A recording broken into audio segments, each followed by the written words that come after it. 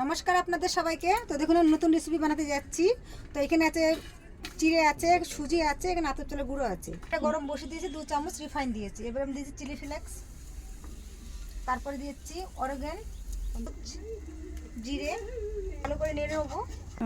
দেখুন তারপর জল দিয়ে দিচ্ছি, 1 চামচ সাদা লবণ, 1 চামচ বিট লবণ, একটু চাট মশলা, তারপর দিয়ে দিচ্ছি সুজি নেবো, জিরে দিয়ে দিচ্ছি, তারপর দিয়ে দেবো আতপ চালের গুঁড়ো, তারপরে মিক্স করে নেবো। অল্প একটু জল একটু দিয়ে দিচ্ছি। গ্যাসটা আমার অনই আছে। 10 মিনিটের জন্য আমি রেস্টে রাখছি। দেখুন 10 মিনিট হয়ে গেছে, আমি এটা ঢেলে নিচ্ছি হাতে একটু করে। দেখুন মাখিয়ে নিচ্ছি, রিফাইন দিয়ে দিচ্ছি, করে নিয়ে এসছে দুবারা গোল করে নিয়েছি। আর এই যে সাহায্যতে পাতলা করে নেবো। আমি কেটে নিচ্ছি। তেল আমার গরম হয়ে গেছে, আমি দিয়ে দিচ্ছি একে একে।